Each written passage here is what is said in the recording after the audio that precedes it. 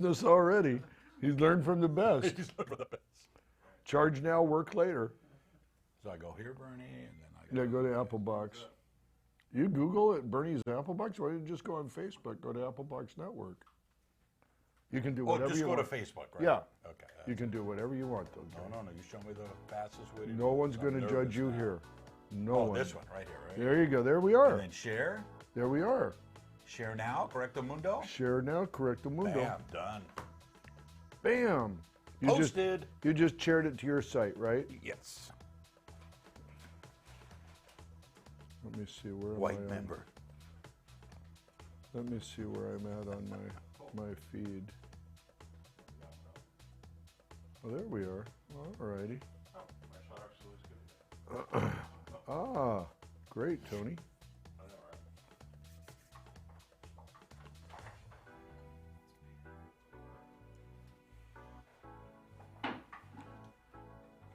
Okay, sharing the show now. 4 minutes. 4 minutes of T minus 4 minutes. You know, when I did that one show at maybe I even told you this last time. The one I did at Vid Summit. I was sitting there waiting to get interviewed. I started getting nervous. No way. Yeah, Oh, I realized after all these years. I've been asking the questions Yeah. all the time. Now Now someone's gonna somebody's pop asked you. me. Yeah. And I realized too, after I did it and I saw it, I go, man, I give way too long of answers. Yeah, see, now you can start to. Now, and I also ask too long of questions. So I'll try to be more succinct, Gary. More than thank goodness. So, Sammy, you have your phone turned off? You're on vibrate? Yeah, just make sure you're on vibrate. Everybody on vibrate. Who's that? Share the show. Share the show to China. 3 minutes. Okay, 3 minutes. Coming up, Gary. Okay, power down here. Shut it down. Emails.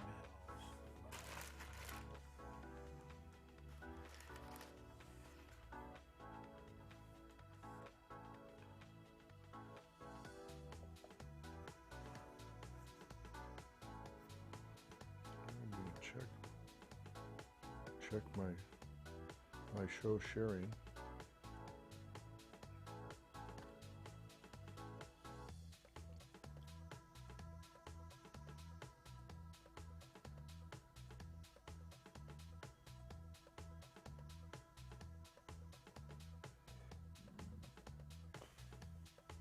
Boy, I'll tell you that C25 that we did, it's almost at 1,000 at 7 hours. That's nice. 1,000 views in Very 7 nice. hours. Yeah, Wow, wow. that turned out to be a very popular little light. I got people telling me all over they love it.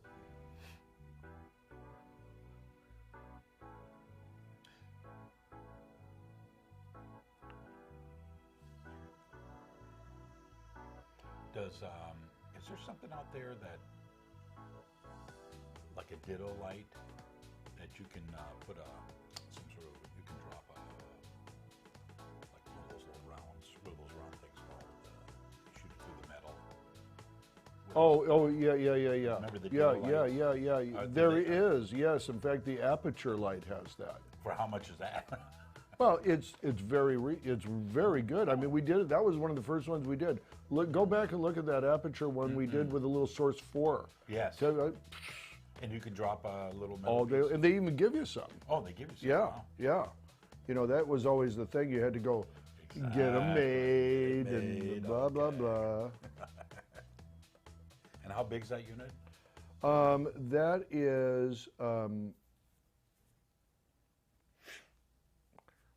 is, you know, it's about a standard lens, not quite as big, a little As a Source smaller, 4. as Source Smaller 4. lens. Yeah, but they've got it really balanced well, so you don't have to crank the hell Yes, out of it. yeah. You know what I mean?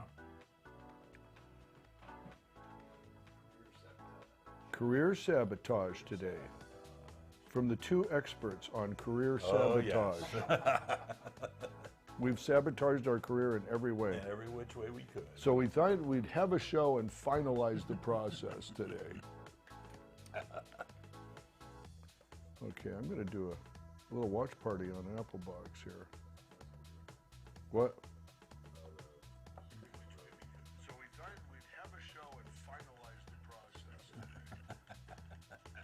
Hey, thanks, Stan. Stan's watching.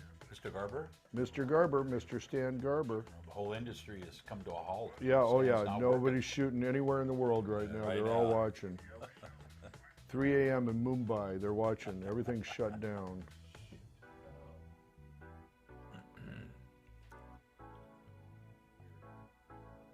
What's going on? Hey, thanks, Stan. Stan's watching. Mr. Garber. All right.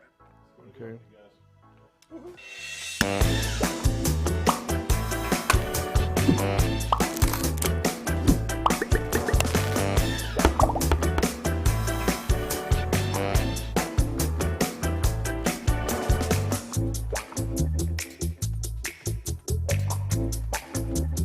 Hey everybody, welcome to Burnie's Applebox, 2 o'clock. What else are you going to be doing on Friday, Gary? All I'll do is watch Burnie's show. Every There's day my of main life. man, Gary. Thanks Good to for see coming you. back. Thanks for coming back, buddy.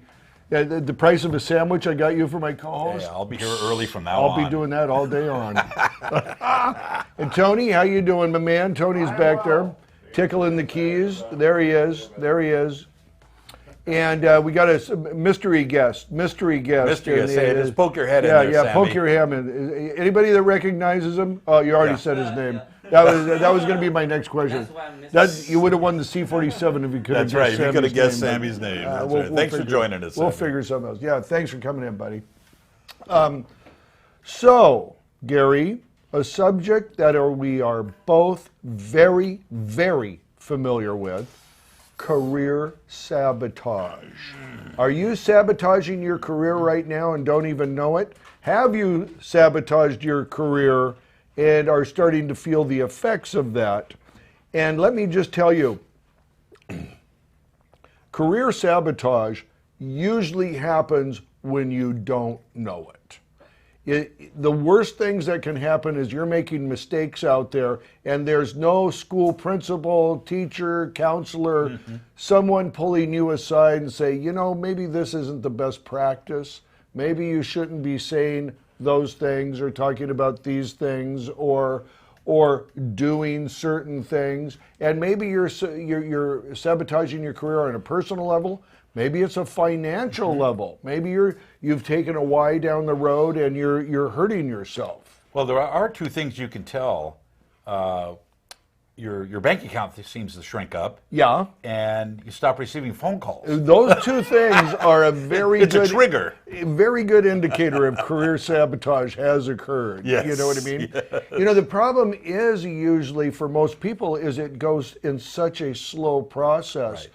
That you don't really know. There's no red flag, there's no dead stop. Now there can be, I mean, if you do something stupid enough or Sure. do something that's big enough that where it is.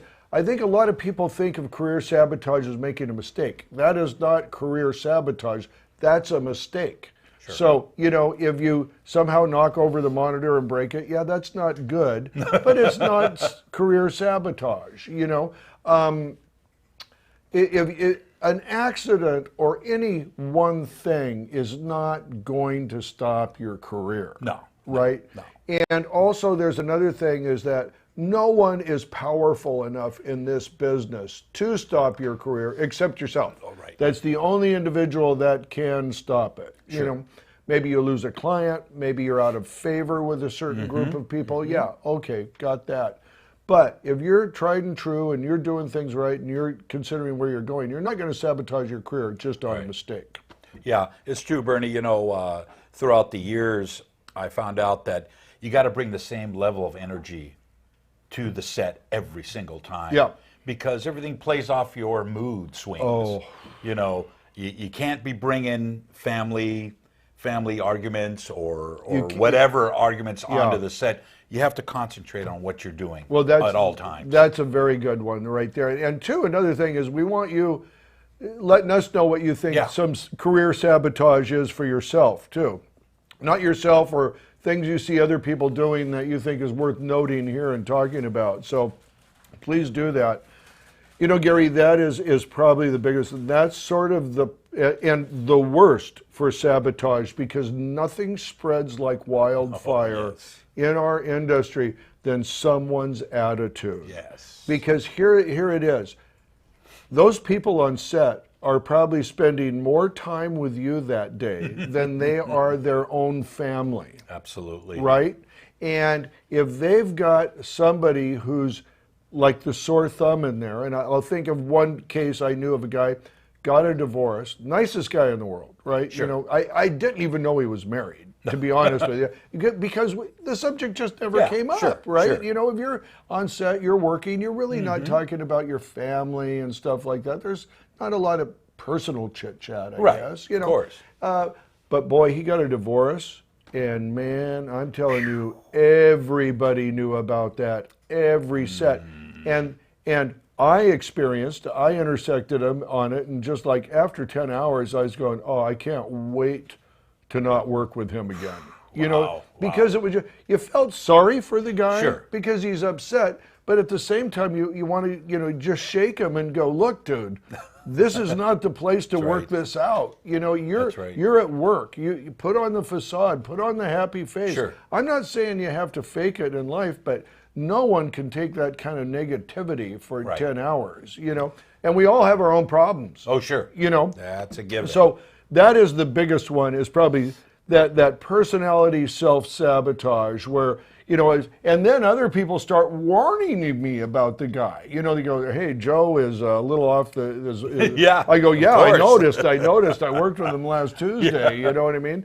And so I think that's a really, really important point, Gary. Yeah, and also, you know, one thing you want to do is never become lazy in this business as far as technology. I think you always have to keep up on the latest, greatest gear that's out there.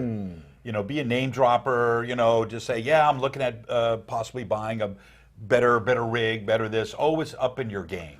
You know what? Nothing serves you better than keeping yourself at the top of your game as far as the equipment goes.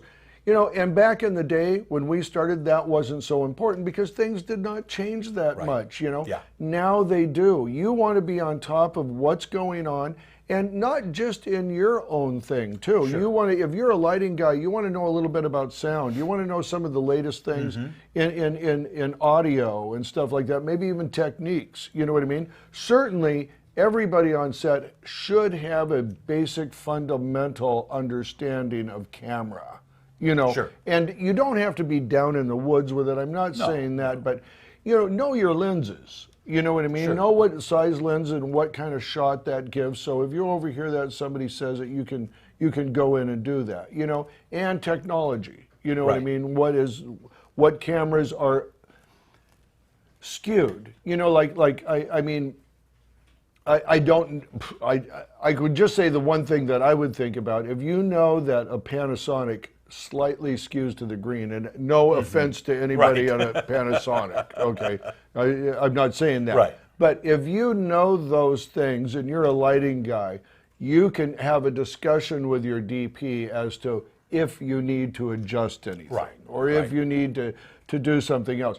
That shows everybody on set that you're paying attention to what you're doing. You know, that is the opposite of sabotage. Now you're building yourself. But let me tell you this, if you're not building yourself, you are going backwards. If it's just the same thing every time you're showing up, same light, same lighting scheme, same all that stuff, that is, people get tired of the sameness in this business. Because here's the thing, the producers, their clients are demanding cutting edge. You know what I mean? They want to see something new. If everybody in that client's world is coming to them with the same story, how does the producer stand out? Once that producer stands out, he gets the job.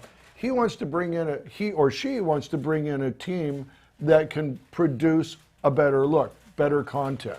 Yeah, you also want to show your producers that, hey, look what I just bought, another little toy to enhance the project. Absolutely. And you just want to show off everything that you want to bring, because if you stay at that same level all through it, somebody's going to be biting at your heels. Yeah, definitely. Absolutely.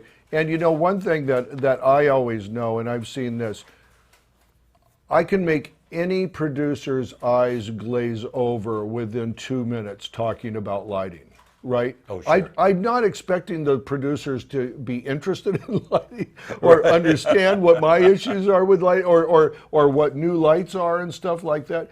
But I'll go up with every producer, not maybe every set or whatever, but I work for a lot of different people, so it's a big mix. And talk about lighting, you know what I mean? Just to let them know that I'm paying attention to what's out there. I'm paying attention to what they can use, you know what I mean? And that builds trust. Right, absolutely. That's what people, I think, want. This guy is on it, this guy knows. And also that producer is going to get asked something by someone. They want to go to their camera guy and be able to ask, or their lighting guy and be able to ask. Certainly makeup, and I'm not even, I mean, I'm probably far away from makeup and that. But, there's going to be questions about people's skin tone, skin color, maybe certain skin conditions even, on how you would handle a particular thing. So by letting your producer know and that person who's hiring you that you're on it, that is, once again, the opposite of sabotage. But once again, if you're not doing that, you sort of just became the same person that brings the same things to set and does the same thing. So standing still is going backwards. Going backwards. Yeah. I agree. I agree. One thing, I had a little thing happen this week where a large piece of equipment was failing. And thank goodness I brought a backup to that system. And that was really important. And it was important in the client's eyes too. I go, oh, wow. He had a backup to his system. And I always say, if it's in your warehouse or in your office at home, what good does that do you? Look, if I go with this thing too. I go with that. Obviously, with any lighting, I'm bringing spare bulbs. So that goes number one. But also, if I've got the ability to and the room to, you know what I mean? I've got to qualify that. You know what I mean? And it's available. I will bring a backup head. Or ballast, absolutely, or we're not asking to turn a 10-ton truck into a 20-ton. Don't double everything up, but there's a few crucial essential items, that we. And I think this is so true in your case too for the camera guy. You know what I mean? That camera guy has to. Here's what I always say: when I roll with that truck, I know no one else is bringing it. That's right. I'm bringing it. You want to be the safe. You want to. I want to save myself. Out there, if I'm floundering or drowning, I want to save myself. Tony, do we got a question?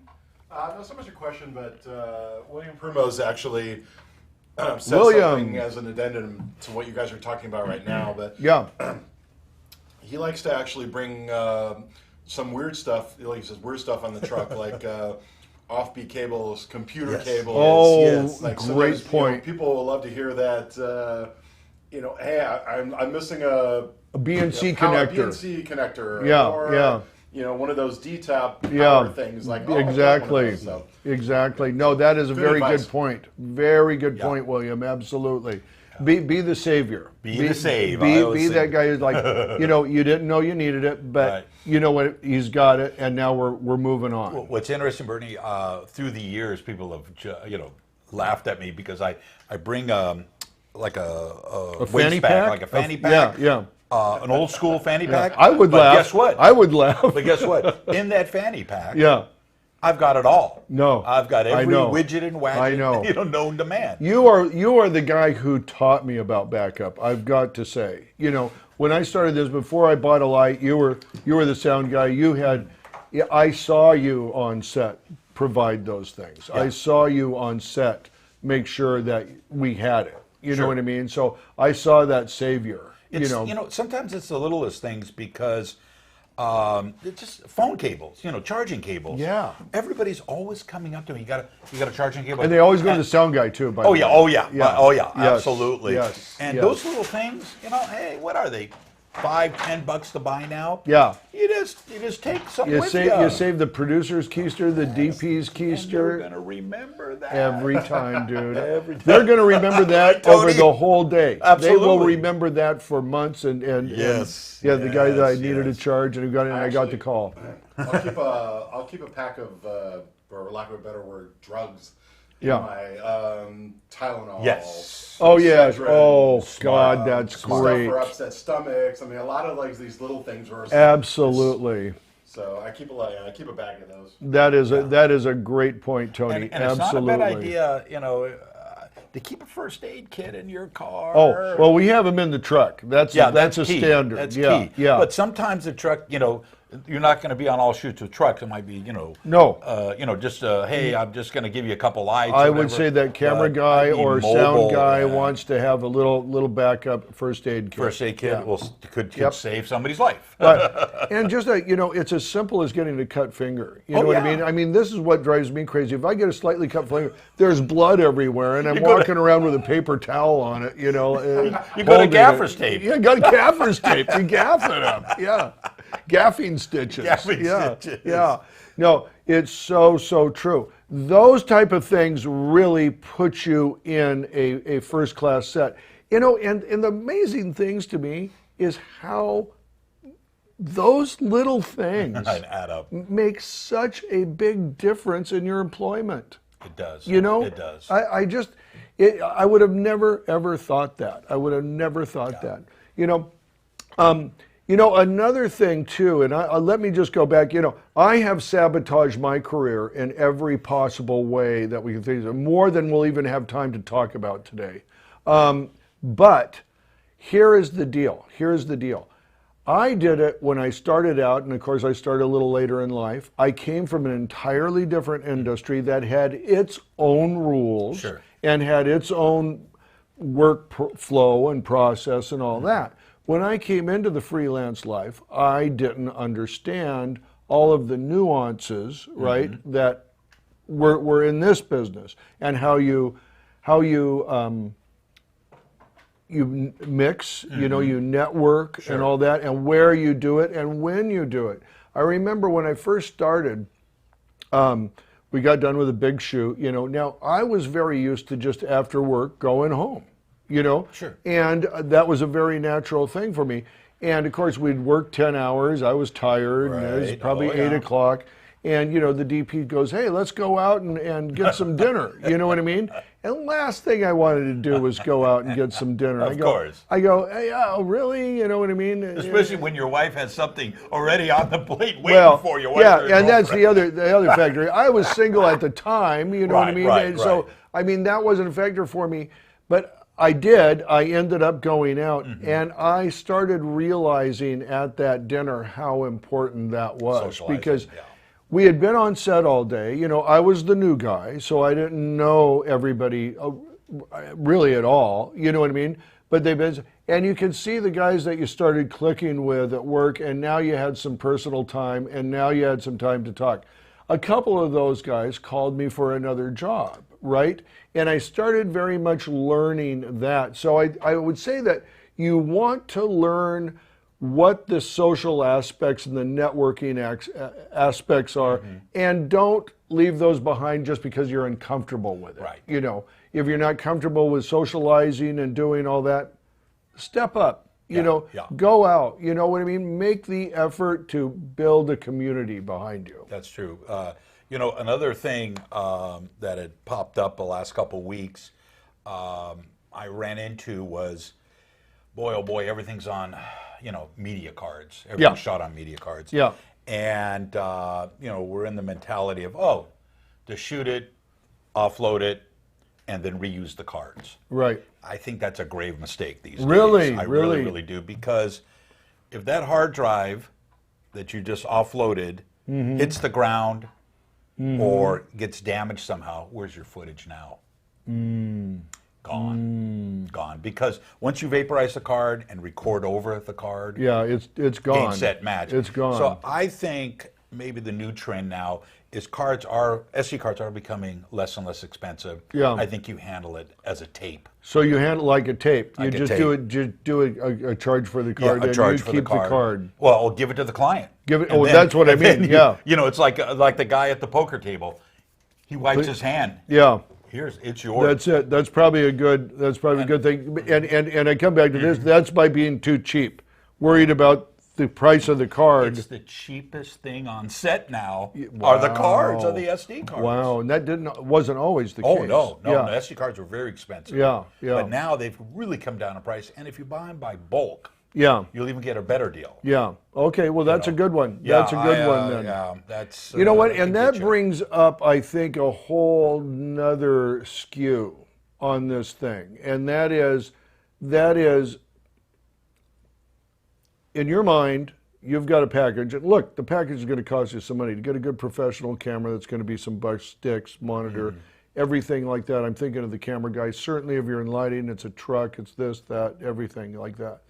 If it's going to cost you some money. Now, if you decide, oh, I want to go second tier, or even worse yet, God forbid, DIY, you know what I mean? I think that's one of the biggest career sabotagers in the business. You know, I've known guys that have said to me, well, I don't need to buy this. I can make this for no, look, I went down to Home Depot, I rigged this. Sure. It works just as good. Which, that phrase, just as good, is the kiss of death. You know, because I'll tell you what, as soon as they get their DIY thing or their second tier, third tier that they've saved money on, and you go to a set and it doesn't work, I can guarantee you, not just the producer and your other crew members in that set are going to know. Oh, yeah.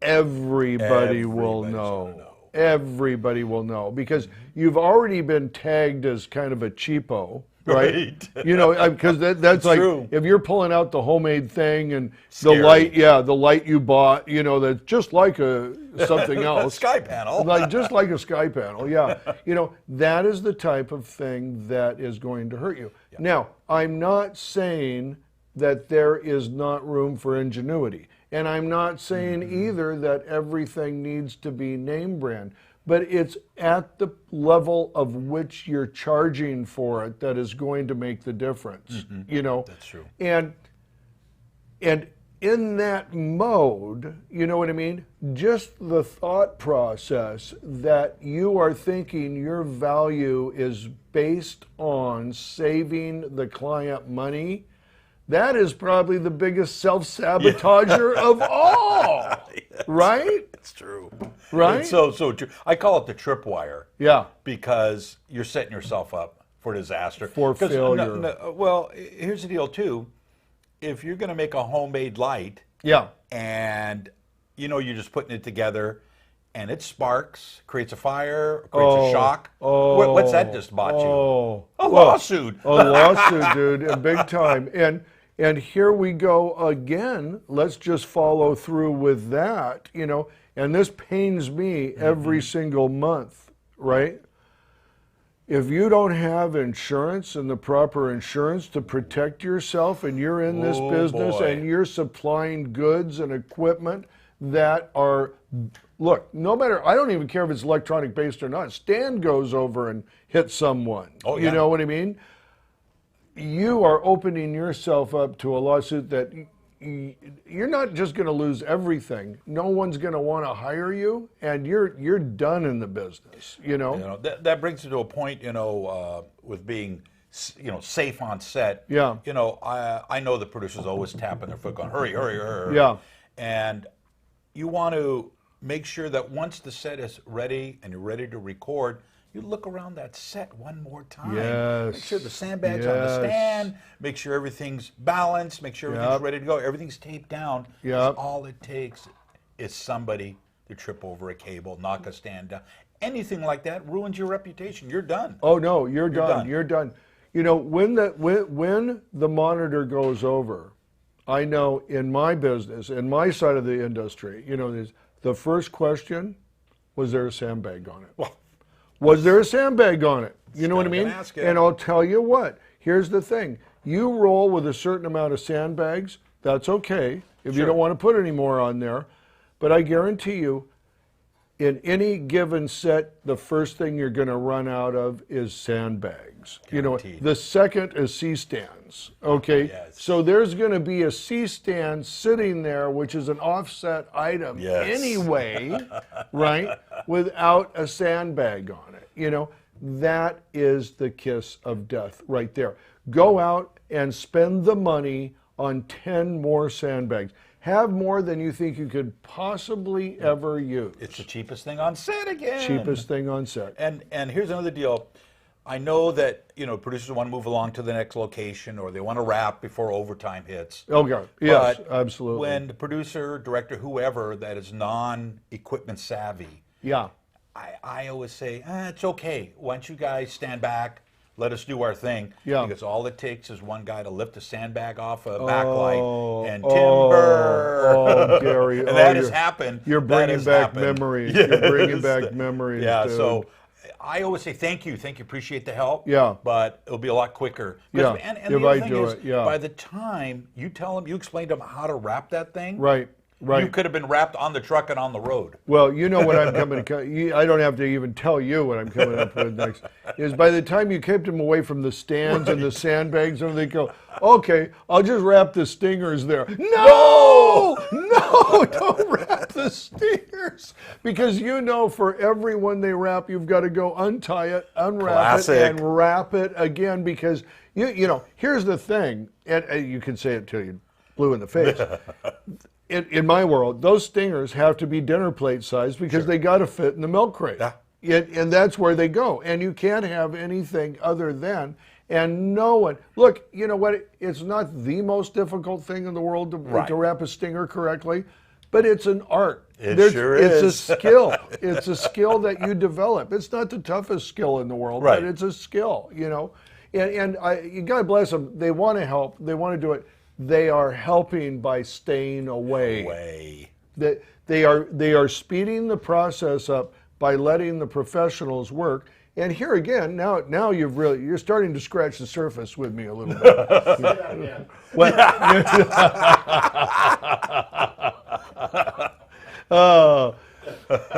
You're right, Tony. You're right. But is when you're in there and you're in the thick of it, right? You need people who know. You don't know how many people, producers, not directors so much, but producers say, well, you know what? This guy is kind of expensive that you want to bring with you. Right. My uncle, my nephew Jimmy, he's just out of college and he's free. My fresh son-in-law's got muscle. Yeah. Right, Sammy? He's real strong and he can carry. My answer is the same as this. I'm sure he could carry the stand over the state lines, right? But he doesn't know what to do with it when he gets to the destination. And that's what you're paying for. Sure. Nor does he know where it goes on the truck. And he doesn't know how to safely move it on set around other people. Right. You know what I mean? And I don't have the time on set to go train a guy during a real shoot. That's the key. So this is another thing and which brings me to another point, by the way, is this is another sabotage thing. Getting your neighbor to come in and work with you is a bad idea. Okay? That you want a total pro. When you bring somebody on set, I always go by this, they should know more than you do. Sure. They should be so versed in their subject that people are impressed with their knowledge. Right. Because you see somebody who's just halfway there or doesn't know or is yelling across set, asking questions. I mean, that's the key. Not only knowing not what to do, is not what to say. Oh, what to say is even more goodness. important. Oh my goodness. Even more important. Going, hey, when are we breaking for lunch? At my full-time job, we break at 3 hours. Yeah, right. Yeah, exactly. God, those nuts at work, Earl. But that is a huge self-sabotager amongst clients and stuff like that. Yeah, the common thing. Hey, my nephew just got out of film school. Can we replace the grip? Yeah. No. Yeah. He's more than welcome to come on. The view, what we're doing. Yeah. we'll be happy to meet him Sure. and spend some time with him on Absolutely. set. And he can see the workflow of what we Sure. do. That's all great. I'm happy to always do that, you Sure, know. sure. But you don't replace a guy who's invested the 2 or 3 years, even in the beginning, to get himself up to the level where he's coming onto my set, you know. And that's it. I don't take the guy on the first day. If I do, he is a bona fide PA. Sure. You know what I mean? And he is going to be working for production or maybe working for the lighting, but he is like given rules. You know what I mean? Absolutely. You don't do anything without one of the gaffer or with one of the grips or electrics with you, and you follow them and assist them. You know, Absolutely. and you don't talk to anybody. Nobody. Yeah, Nobody. yeah. Nobody. Yeah. Even if somebody asks you a question, Yeah. go, let me refer you to Burnie. Well, our good friend Stan Garber could tell you what I say every time I go, Stan, what happens when somebody asks you on set? And he goes, talk to the director. Absolutely. Because you can't lose with that. No, I don't know. You'll have to talk to the director about that. Yeah, Absolutely. I learned that, once again, this is all sabotage that I've done to myself. I remember we were doing a press junket up at Sony Columbia TriStar. You know, when we did those, and it was TriStar. It was not Sony. It was one of the more independent ones, you know. And this person from TriStar, who was our contact with the studio, was at the press junkets with us. And she came into the room, and I'm sitting there before we start, right? And she goes, hey, could we just switch this actor in this other room, you know? And I literally said, I don't know. I don't know why not. You know what I mean? Oh my God. I had apparently given permission to TriStar to change all the rooms around. My guy came in and he just, never talk to the client. Yes, you understand? So true. They just, your only answer is, I don't know. I don't know. Refer to the director. And I just like, you know, I mean, I'm dying. But that lady, she was happy to throw me right under the bus. Sure, you know what I mean? And you will lose every single time. You try to be the nice guy or give your opinion. I had no business giving my opinion there. You know, I go, I don't know. That's what I should have said. That's what I always tell the crew. I said, hey, listen, there's set talk and there's van talk. Yeah. And anybody goes off, don't get the two mixed up. Off stage, everybody turns to him and say, van talk. Yeah. And everybody knew, stop right there. Yep. Because you don't know who's in the room. Even if the client's not in the room, maybe the client's assistant is in the room. I'll tell you, maybe one of the other crew members has a more personal relationship with the producer than you do. The makeup person maybe has worked for him for 3 or 4 years. She's there looking out for the person like she should be. Absolutely. Right? Absolutely. So she hears something, she or he, it could be the sound guy, it could be the DP. I mean, it could be anybody in there. And first of all, if you are saying something that is maybe not in the interest of the production, you should rethink about what you're feeling or talking about too. Sure. Because you're there for the production. Sure. You know? Sure. Yeah, I remember a funny story. I was in line getting some craft services. Yeah. And actually, it was lunch, and there's a long line of people, and you don't know who's who on set. You do Sometimes not. it's a big shoot. And I turned to the guy in back of me, and I said, boy, I hope the food's better than the product. Ooh, and I had, like you, Burnie, I had a little royal chew out. Oh, yeah. Saying, oh, by the way, that's one of the owners of the product. Yeah. You know, kind of deal. So Yeah. even, you can't let your guard down at any No, time, is you what I'm trying cannot. to say. You From the cannot. time you arrive at location until the last person leaves, Yeah. it's got to be set talk. Yeah. That's it. Set talk, yes. And let's go to the big enchilada. Let's just go right there. Political, religious, or gratuitous sex talk is no. That will get you in the hole quicker than any, especially these days. Especially these days. You know, I just There's no gray area today. It's either bad or bad. It's bad or worse. Bad or worse. Yeah. And let me tell you, here's another one. You know what the biggest thing that screws guys up, and especially in the G&E department? they think it's their comedy hour. They think they're doing matinee comedy, trying to be funny. You're not funny. No. Shut your mouth. Yeah. You are not funny. No. You're not being paid to be a comedian. No, you're not. You're paid to be a grip. Yeah, nobody wants to know how witty you are today. You know what I mean? Maybe you get off and you're driving home, the other grips in the truck, they want you to be witty. That's fine. That's fine. Nobody wants to hear your one-liners. No, you know what I mean? no. That is good. No matter who's laughing. That's true. No matter who is laughing. That's right. You know. Boy, I remember, and you know, I've known guys, you know, that have made gay jokes on set. You know what I mean? And the producer's gay. Right. You know what I mean? And they didn't think long enough, you know, maybe I am here with somebody that wouldn't find the humor the way I do in this. And am I being sensitive to other people's feelings? Look, I mean, anybody that's been in a situation of sexual harassment or you know, like, or being gay and have that prejudice against them, and they've heard all that stuff their whole life. That's not just a little, you know, aside or somebody trying to be funny. That brings back the pain. You know what I mean? It's not good. No. And you know, it's not only verbal, it's facial too. Oh, yes. Rolling of the eyes, shrugging of the shoulders. Yes. You know, everybody's equal on set and don't rip anybody. It's as simple as that. You know what? And let's go to it. The passive aggressive is just as bad, just like what you're saying. The roll of the eyes, the well, okay. You know, you want nothing like that out of one of the crew members. You know, you want. You know, look, here's what I said on the thing I did in a little podcast I was on. You know, your job is to facilitate every department's ability to make the decisions that they have been assigned. Yes. It's not anything else. You know what I mean? It is to help everybody achieve their individual department's goals. Right. And that's every department head. That's the director, the DP, everybody. And that director is going to make decisions creatively.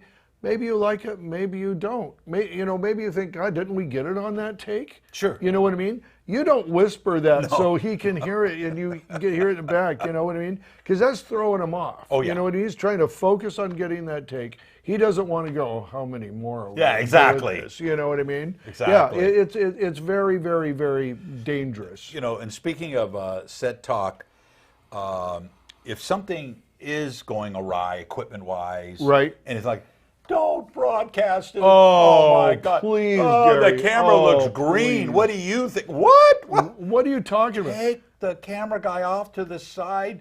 You just go, hey, can you check out this little bit of equipment out here? Just keep it to it's not, you know, depending on where you are, you take your next level up. In other words, if you're a grip or electric, you take the best boy aside and you say, that looks a little green to me, doesn't it to you? Exactly. Let him go to the gaffer. Let the gaffer go to the DP. Let the DP go to the director. Chain of command. Yes, chain of command. So simple. It's there for a reason. But the main thing, you don't want to make the client nervous at any time on the set. Just like when that system went down for me this week, I was cool and calm as a cucumber. Of course. And we just took it apart really slowly. Yeah.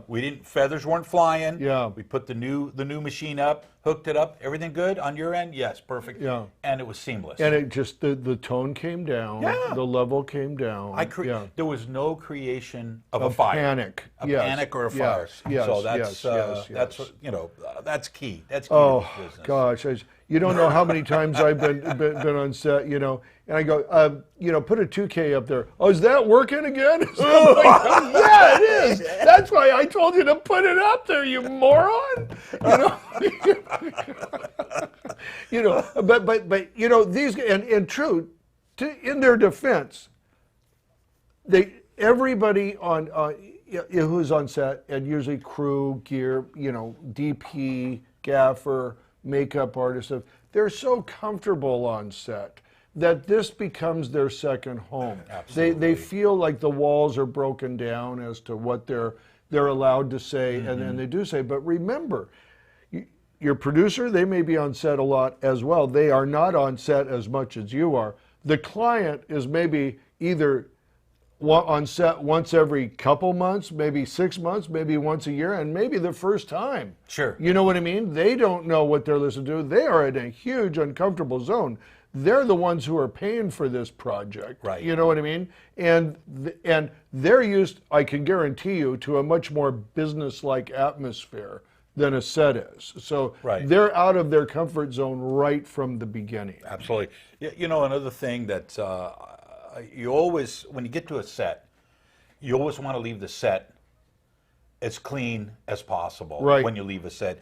And that was a big deal. That everything, all the furniture gets put back. The grips help. Everybody helps. The PAs are in there doing it. Just put it back emptying away. trash. You always leave it better than when, because then you'll get invited back again. That's right. It's real. And when you get into somebody's house, take pictures of the house. Please. The way it was set up. That way you can look at the picture and go, oh, so that's where that couch went. That and look for witness marks. Right. You know, there's witness marks. That's what I call. You know, the left in the carpet. That's right. You know, that's it's right. really, really simple.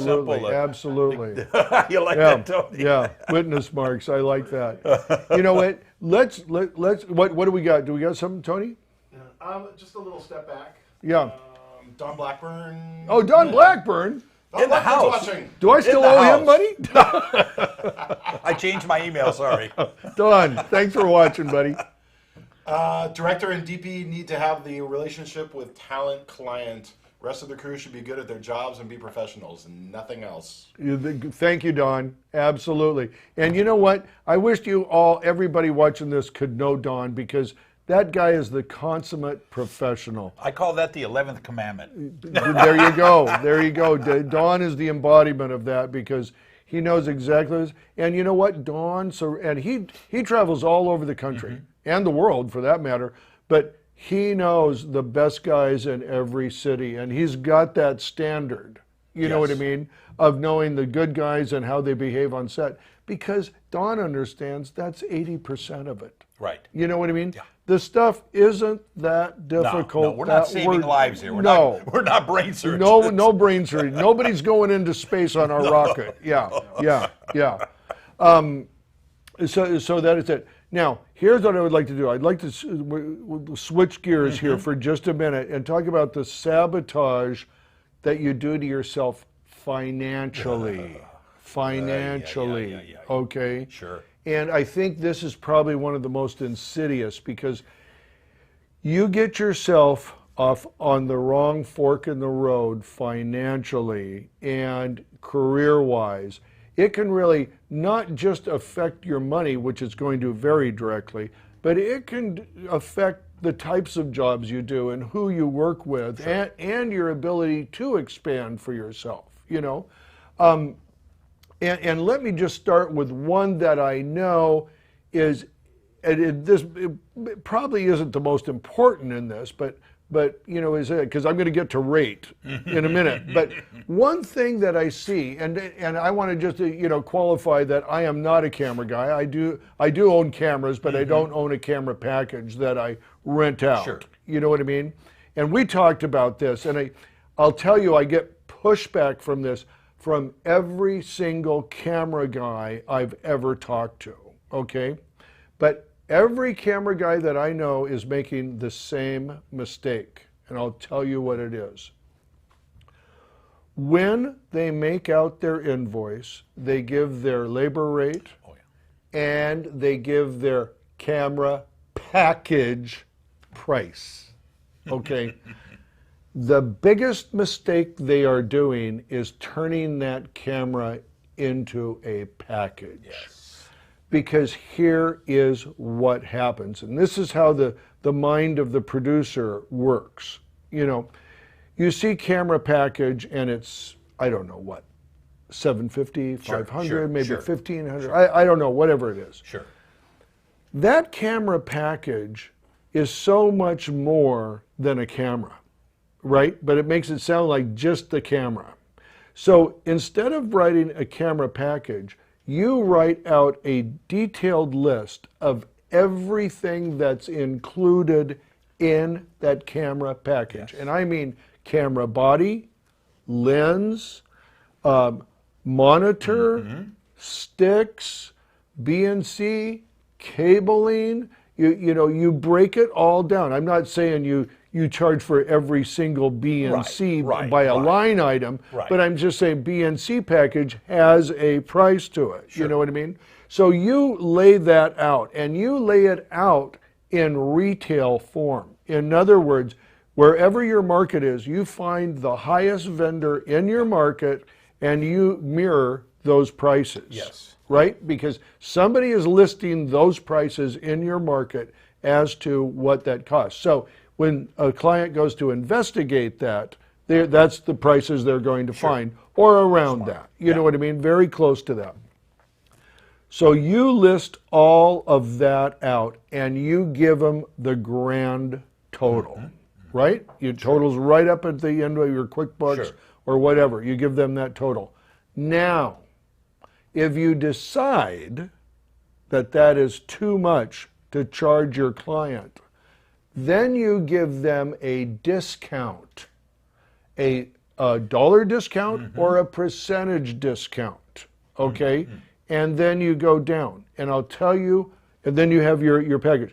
I'll guarantee you, first off, you're going to make more money than you are right now charging for the camera package, because I dare say most camera guys have never done that, and they don't actually know the value they're giving. You know what I mean?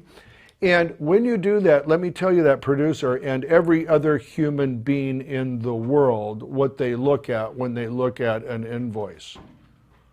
Who is it from? Total. Total. That's all they're looking Bingo. at. They Top don't. and bottom. They do not look at the heart of it. They do not look at the heart of it. Now they may have that sneaky pang when they see the whole list, and you want, that's your friend. Sure. That feeling in them is your friend. But you look at who it's from, and you look at the bottom line. The next thing you look at is the discount. Absolutely. Okay. Now you've done a lot of things doing that alone. Here's what it is. First, you have value in what you've brought. The producer has never even thought about what you brought. It looks like a big mass of stuff over there, and they don't even want to think about it. They don't want to even think about it. You know what I mean? And they look and they go, wow, look at all this stuff. You know what I mean? Oh, that's the line item for it. And God, he gave me like a 50% discount on all that. Now that's one thing, okay?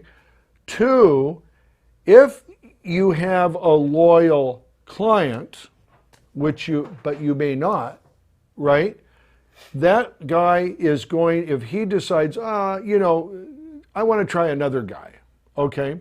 He's going to have a list of saying, here, can you bring this stuff? He's going to send that to the other guy. Well, chances are the other guy will or will not have it. Right. You know what I mean?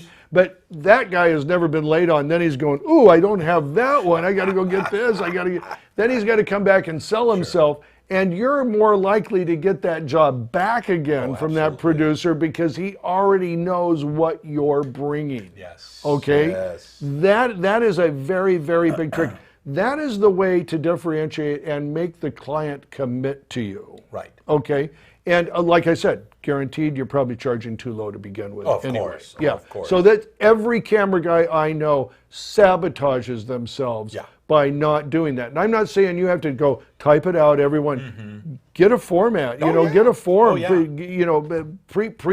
put it in there. Sure. Sure. That makes total sense, Bernie. And you just got to figure out what is in your camera package. You got the camera body, the lenses, the tripod, and monitor. Yeah. So after you bulk item all that and you give your discount, the client can see, wow, look what he's bringing to the set. Look what he's bringing to the table. Yes. And look at the discount I'm getting. Exactly. Because they don't know it when you go that camera package price. Well, that's what everything costs. Yeah. That's true. But to say, a lot of guys, a lot of camera guys these days come with their own lights as well. Oh yeah. So yes. Thank you, Tony. That kind of stuff. Thank you, Tony. Also, before I forget, we got a really good question on YouTube. Okay. Get to, so. Let's get to that. So yes, every camera guy should be charging for his lighting package. You know, we do these little lighting videos every day, and I tell people that the price of the light should be 5% of its total cost. That should be the rental price. You'll pay for it in 20 rentals. Yes. Okay? So if you do that, you're going to do 20 rentals on that thing, and then you're making money. Yes, so many guys just bring the lights, throw them in because, oh, that's just the way it is. Yeah, you know what I mean? right. You are ripping yourself up. That light's an investment, and it should be treated like an investment. Absolutely. Let's hear our question, Tony. I'm excited. Yeah, we actually have a viewer over on YouTube. Woohoo! But, you know, and also, let's remind people that we do have a YouTube page. Yes. And please go to, on YouTube, look for Onset Lighting. Onset Lighting, Applebox. Please go, do your thing over there. Subscribe. That was the word I was looking for. Subscribe, yes, please. Yeah, please go subscribe over there. We have a lot more content over there than just on Facebook. Yes, lots of stuff. Aaron Smith over on YouTube would like to know, what advice do you have for working on a toxic set? Specifically, department negativity coming from your higher-ups. How do you say something without sabotaging your continuing work? Well, Aaron, let me tell you, my friend, you are in line for a big surprise. Because, number one, you want to start looking for other people to work with immediately, because those people are not, they don't have a career anymore. No. They've already lost their career. They are there. And I will say this, and this is true from my upbringing and everything like that, you cannot outdo your environment. You need to break away from that environment. The most important thing is to get away from those people. Yeah, don't even think that it's going to get any better. Oh, they've already gone down that rabbit hole. Oh, no way. No. They've drank the Kool-Aid, and make sure you don't drink it. I'll tell you, the advantage that you have, though, is you are a bright flower in a burnt out field, okay? You are the one that they're going to see and they're going to shine. Here's the thing. Your smile, your positivity, your willingness to go that extra mile shines even brighter on a set like that. Make sure you're making the connections with those producers, with that DP, that director, and they may be the problem. I don't even know.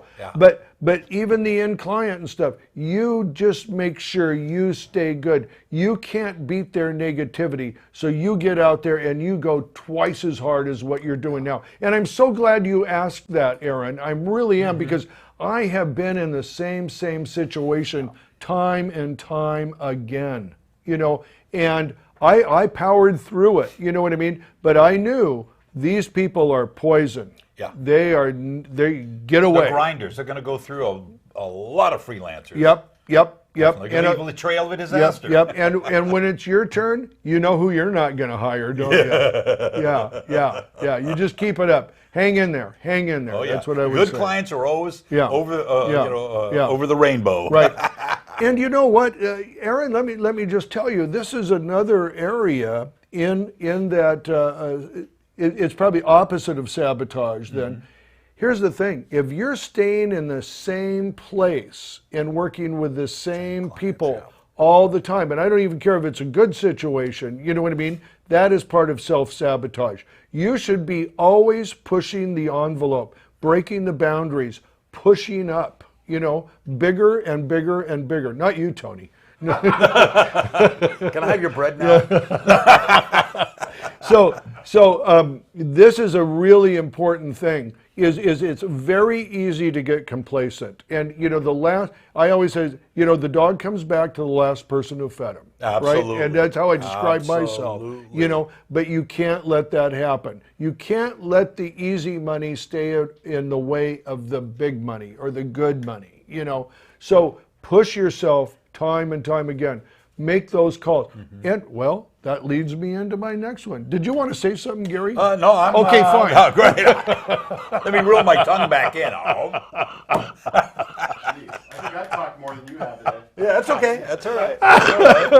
They always say the silent... They always say the silent ones are the smart ones. Whatever. Fit that mode. Look, I'll back that up. There's a lot of stupidity coming out of this one. I'll back that up. But pushing ahead, doing that, looking forward, that is the way to go. You know what I mean? And if you're not doing that all the time, you know what I mean? You are falling behind. You are going to go, think about the money, make more money, make better people, do bigger jobs. That's what you want to do. And, I love the way, your platform is, Burnie, social media. We're going to get to the social media. Oh, yeah. Advertising yourself, because if you don't advertise yourself, who knows you're working? Who knows what you're doing? No one. You know what? Social media is the equivalent of a telephone in the 90s. Yes. Yeah. You know what I'm saying? There is no way. Just, here's the other thing too, is waiting for the phone to ring. No. The phone's, forget the phone ringing. You make the phone ring. You make the call. You call the person. Call the person you haven't worked with in 2 years and just check in with them. Absolutely. You'll be amazed on what that happens there. Also, people call me and they go, hey, I'm not working. And I go, who have you called? Oh, I haven't called any. I didn't want them to know I wasn't working. Yeah. I go, no. That's just the opposite. Call them and tell them you're not working. You want to work with them again. I'll tell you what, every time I picked up that phone and called someone, I have gotten more work than I could handle for the next couple weeks. Here's another thing. You brought it up, social media. Social media is indispensable, and you absolutely must have it. And what I'll tell you that is you're not posting how bad things are going. Right. You're posting how good things are going. Yes, I don't care if you haven't worked for a month. You get on there and you say something positive. You do it. And here's another thing, and I made a career out of this. You post a production picture every day and talk about the shoot. Yes. Doesn't have to be current. No. It can be past. You just talk about who you worked with and who you liked and do that. And if you're just staying on Facebook like I have for too long, get the hell out of it. I mean, get to Instagram, get to LinkedIn. You want a hot site right now? That's LinkedIn. Yeah. I'll tell you what, LinkedIn's on fire. I'm over there and I'm booking up. Also, I'm going to stuff like TikTok, which is really kind of a teeny bopper thing, right? Oh, look, Sammy's laughing. Sammy's going, I got off of TikTok in grade school. What's he talking about? But I'm telling you, here's the thing. Social media changes the platforms change all the time. You gotta get out there and promote yourself. Promote. Do not post who you are, post who you want to be. Yes. That's the trick. That's the trick. The key. And everybody who says it, I get so tired of that. What am I going to say? What am I going to do? Repost something. Exactly. Repost an article. Ask people their opinion about it. You know what I mean? But something that's within the industry and not a negative article, right? Too, like we're all going broke, Yeah. And also, don't worry about everything having to be perfect. Oh, thank you, Tony. Everything doesn't have to be perfect. Throw up a 2-minute video of you, taking a walk in the neighborhood and talk about something that's important to you. Yes. Everything has to be supreme production value. That's right. I call it drum beat marketing. Yes. And that's every day you're pounding the drum in the jungle, right? Absolutely. They're hearing you. They know you're still out there. They know you're still beating alive. And we've got 1 minute left, Tony? 1 minute. No way. Right. No way. I swear to God. I would have reversed the time. I know you wanted to talk too, didn't you? I'm just here to finish my sandwich. Just keep fighting out there. That's what I'll tell you. Just keep fighting. Keep going for it. Get rid of the negatives. Get rid of the dirty people in your life, the ugly people, the people that are holding you back. Don't take it. Don't take those low wages. Go up, get the top. You don't have a ceiling. The only ceiling you have over you is what you make yourself. No one else can control that. True. It's true. Burn. All right. Another fun time. Give it to me. Bam. Bam. All right. And that's it. We'll see you next week. See you Burnie's next time. Applebox. Cut. That's a wrap.